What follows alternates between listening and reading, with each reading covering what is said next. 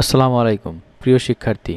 আজকে আমরা শিখব মাইক্রোসফট অফিস এক্সেসের মাধ্যমে ডাটা এন্ট্রি টেবিল তৈরি করে কিভাবে ডাটা এন্ট্রির কাজ করা হয়।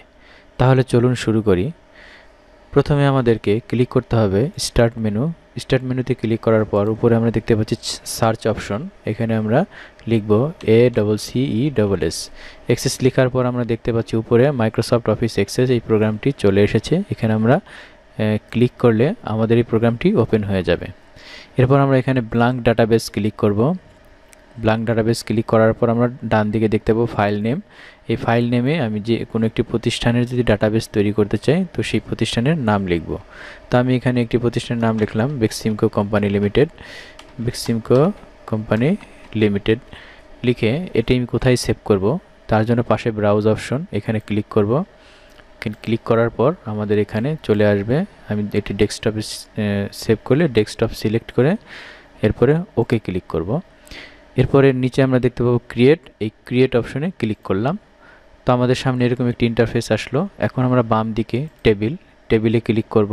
এখান থেকে টেবিলে ক্লিক করার পর উপরে দেখতে পাচ্ছি ভিউ অপশন, এখানে ক্লিক করার পর ডিজাইন ভিউতে ক্লিক করলে আমাদের সামনে একটি বক্স আসবে সেভ অ্যাজ বক্সে আমি এই প্রতিষ্ঠানটির সেলস ডিপার্টমেন্টের কিছু কর্মী বা কর্মচারীদের আমরা ডাটা এন্ট্রি করব। সেজন্য আমরা এখানে লিখে দিলাম সেলস ডিপার্টমেন্ট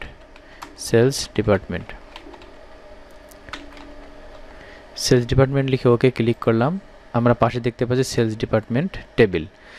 এখন আমরা এখান থেকে যে টেবিল তৈরি করব সেই টেবিল তৈরি করার জন্য যে ধরনের তথ্য সংগ্রহ করব সেই তথ্যগুলোর নাম এখানে লিখতে হবে এবং পাশেই রয়েছে তথ্যের ধরন। তো আমরা এখানে প্রথমেই লিখব সিরিয়াল নম্বর। এখানে এরপরে কিবোর্ড থেকে ট্যাব কি চেপে আমরা ডাটা টাইপ অপশনে চলে যাব। এখানে গেলে আমরা পাশে দেখতে পাচ্ছি একটি ড্রপ ডাউন অপশন, এখানে ক্লিক করলে আমরা এই ডাটা টাইপের মধ্যে যতগুলো বিভিন্ন ধরনের অপশন রয়েছে সেগুলো আমরা দেখতে পাবো। তো আমরা সিরিয়াল নম্বরের ক্ষেত্রে আমরা অটো নাম্বার সিলেক্ট করে দেব। এরপর আমরা কিবোর্ড থেকে ট্যাব কি চেপে পরের ফিল্ড নেমের ঘরে আমি পরের ফিল্ডটি লিখব।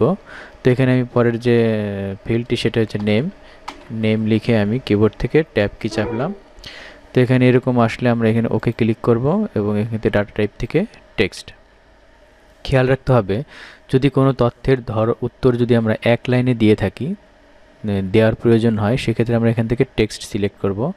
কোনো তথ্যের উত্তর যদি আমাদের 2 লাইনে দেওয়ার প্রয়োজন হয় অর্থাৎ একের অধিক লাইনে তখন সেক্ষেত্রে আমরা মেমো সিলেক্ট করব। এরপরে কোনো তথ্যের উত্তর যদি আমাদের সংখ্যায় প্রকাশ করতে হয় সেক্ষেত্রে আমরা নাম্বার সিলেক্ট করব এখান থেকে। কোনো তথ্যের উত্তর যদি তারিখ এবং সময়ে প্রকাশ করতে হয় তাহলে এখান থেকে ডেট টাইম। কোনো তথ্যের উত্তর যদি আমাদের অর্থাৎ বৈদেশিক লেনদেনের ক্ষেত্রে যখন আমরা ডলার ব্যবহার করি তো সেক্ষেত্রে আমাদের কোনো ফিল্ড অ্যাড করলে আমরা এখানে কারেন্সি সিলেক্ট করব। এরপরে রয়েছে অটো নাম্বার। আমরা ক্রমিক আকারে নম্বর দেওয়ার জন্য অর্থাৎ 1 2 3 4 ক্রমিক আকারে অটোমেটিক নাম্বার চলে আসবে, সেক্ষেত্রে আমরা এখানে অটো নাম্বার সিলেক্ট করব। কোনো তথ্যের উত্তর যদি হ্যাঁ অথবা নাতে দেওয়ার প্রয়োজন হয় সেক্ষেত্রে আমরা এখান থেকে ইয়েস নো সিলেক্ট করব। ওয়েলি অবজেক্ট, ফটো অ্যাড করার জন্য আমরা ওয়েলি অবজেক্ট সিলেক্ট করব। তবে ফটোর ক্ষেত্রে আমরা অ্যাটাচমেন্ট সিলেক্ট করলে আমাদের কাজের অনেক সুবিধা পাবো। এরপর আমরা যদি ইমেইল অ্যাড্রেস অ্যাড করি সেক্ষেত্রে আমরা এখান থেকে সিলেক্ট করব হাইপারলিঙ্ক। এরপর আমরা পজিশনের ক্ষেত্রে লুকআপ উইজার্ড সিলেক্ট করব। তো চলুন শুরু করি। আমরা পরের ফিল্ডটি অ্যাড করার জন্য আমরা আবার কিবোর্ড থেকে ট্যাব চেপে এখানে চলে আসলাম। তো এখানে আমরা নেমের পরে আমরা লিখব হচ্ছে অ্যাড্রেস লিখে কিবোর্ড থেকে ট্যাব কি চেপে আমরা এখান থেকে সিলেক্ট করব মেমো। অ্যাড্রেসটা একের অধিক লাইন হতে পারে এজন্য আমরা এখান থেকে মেমো সিলেক্ট করে দিলাম। এরপরে আমরা যাব হচ্ছে স্যালারির ক্ষেত্রে SALARY স্যালারিটা আমরা সাধারণত সংখ্যায় প্রকাশ করি, তো সেক্ষেত্রে আমরা এখান থেকে নাম্বার সিলেক্ট করে দেব। এরপরে আমরা জয়েনিং ডেট এখান থেকে আমরা ট্যাব কি চেপে পরের ঘরে গিয়ে জয়েনিং ডেট আমরা সাধারণত যেহেতু ডেট তারিখে প্রকাশ করে থাকি সেক্ষেত্রে আমরা এখানে ডেট অ্যান্ড টাইম সিলেক্ট করব। ডেট টাইম সিলেক্ট করে দিলাম। এরপরে আমরা এজের ক্ষেত্রেও আমরা নাম্বার সিলেক্ট করতে পারি। এরপর মেরিটাল স্ট্যাটাস, বৈবাহিক অবস্থা সাধারণত আমরা হ্যাঁ অথবা নাতে দিতে পারি, এই জন্য এখান থেকে আমরা ইয়েস নো সিলেক্ট করব। এরপর আমরা ইমেইল অ্যাড্রেস, ইমেইল অ্যাড্রেসটা এখান থেকে সিলেক্ট করব হাইপারলিংক। এরপর আমরা যে ফটো সিলেক্ট করি, ফটো অথবা যে কোনো ধরনের ফাইল অ্যাটাচমেন্ট করার জন্য আমাদের এখান থেকে সিলেক্ট করতে হবে অ্যাটাচমেন্ট। অ্যাটাচমেন্টে ক্লিক করলে এটি এখানে চলে আসবে। এরপরে যদি আমরা পজিশন সিলেক্ট করি, পজিশনের ক্ষেত্রে আমরা শেষ অপশনটি অর্থাৎ লুকআপ উইজার্ড সিলেক্ট করলে আমাদের এখানে একটি বক্স আসবে, ডায়লগ বক্স। এখান থেকে আমরা সেকেন্ড অপশন অর্থাৎ I will type in the values that I want, এটি ক্লিক করে সিলেক্ট করার পর নেক্সটে ক্লিক করব। এরপরে আমরা এখানে লিখে দেব পজিশনগুলোর নাম। যদি আমরা এখানে লিখি ম্যানেজার, তারপর অফিসার, তারপরে লেবার, তারপর এগুলো পজিশনগুলোর নাম এভাবে আমরা পর্যায়ক্রমে লিখে দেওয়ার পর নেক্সট সিলেক্ট করব, এরপরে ফিনিশ। তো লুকআপ উইজার্ড সিলেক্ট করার সুবিধা হচ্ছে এটাই যে আমি পজিশনগুলো লেখার সময়, ডাটা এন্ট্রি করার সময় আমরা শুধু ম্যানেজার চাপ দিলে, ম্যানেজারের এম চাপ দিলে অর্থাৎ যে শব্দগুলো আমরা বক্সে লিখেছি তার প্রথম অক্ষর চাপ দিলে আমাদের পুরো শব্দটা চলে আসবে। অর্থাৎ ম্যানেজারের এম চাপ দিলে কিবোর্ড থেকে পুরো ম্যানেজার শব্দটা চলে আসবে, ও চাপ দিলে অফিসার চলে আসবে। এই হচ্ছে লুকআপ উইজার্ডের সুবিধা। এরপরে আমরা এখানে লিখতে পারি ন্যাশনালিটি।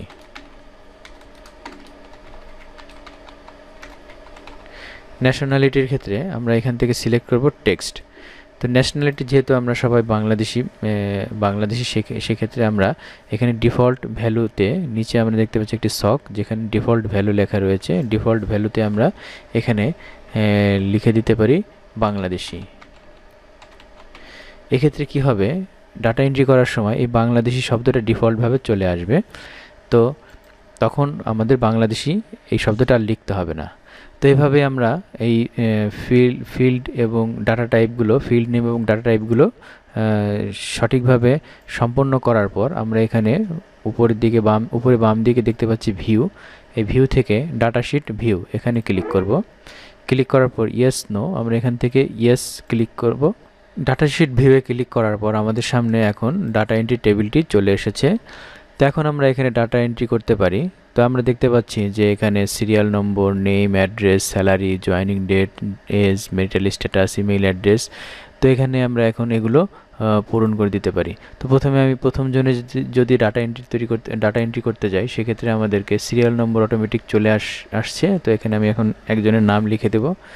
ধরলাম আমি এখানে SELIM সেলিম খান লিখে অ্যাড্রেস লিখলাম ফরিদপুর।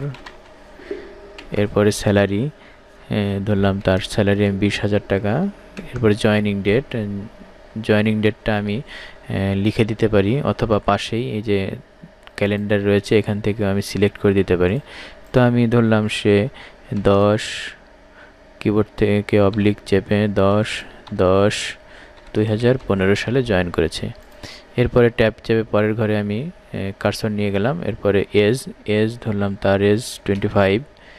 এরপরে মেরিটাল স্ট্যাটাস এখানে ক্লিক করলে এখানে চেক মার্ক হয়ে যাবে। তো এর মানে হচ্ছে সে বিবাহিত, আর যদি চেক মার্ক না থাকে তাহলে সে অবিবাহিত। তো এখানে ক্লিক করে আমি চেক মার্ক দিয়ে দিলাম, সে বিবাহিত। এরপরে ইমেইল অ্যাড্রেস লিখব, দিলাম SELIM সেলিম খান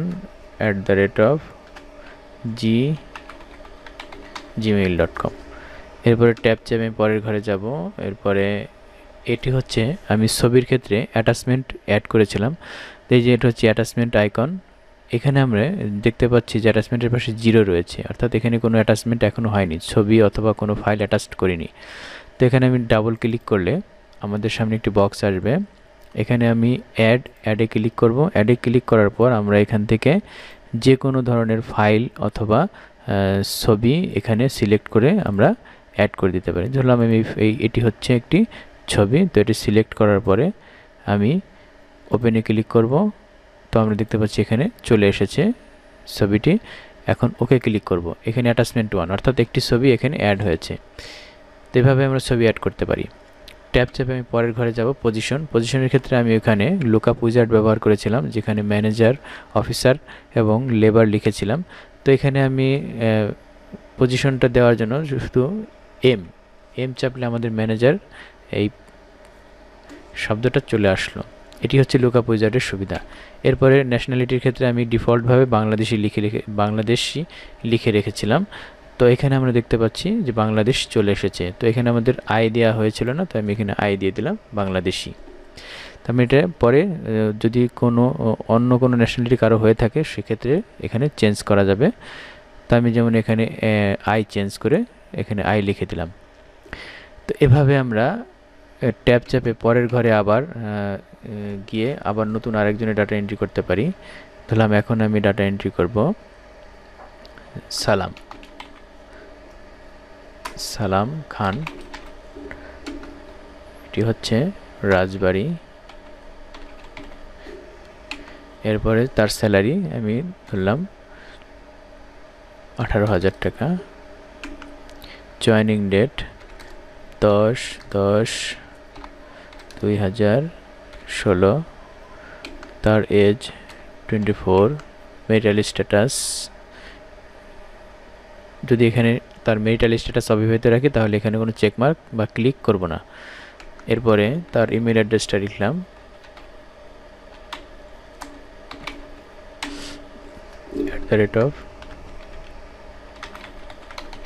@gmail.com। এরপরে তার ছবি অ্যাড করার জন্য এখানে ডাবল ক্লিক করব। এরপরে অ্যাডে ক্লিক করার পর তার একটি ছবি সিলেক্ট করার পর ওপেনে ক্লিক করার পর আবার ওকে। এখানে তার ছবি অ্যাড হয়ে গেছে। ধরলাম সে অফিসার পজিশনে জব করে, তো এখানে ও চাপলাম, আমাদের অফিসার চলে আসলো। এখানে বাংলাদেশি ডিফল্ট অবস্থায় বাংলাদেশি চলে এসেছে। তো এভাবে আমরা ডাটাগুলো এন্ট্রি করতে পারি ডাটা টেবিল তৈরির মাধ্যমে। এখন দেখা গেল আমাদের এখানে যদি কোনো প্রবলেম হয় যে ডিফল্ট যেহেতু আমাদের এখানে বাংলাদেশ, এখানে একটু ভুল হয়েছে, ডিফল্ট হিসেবে বাংলাদেশি লেখা উচিত ছিল। তো এটি ঠিক করার জন্য আমাদেরকে আবার যেতে হবে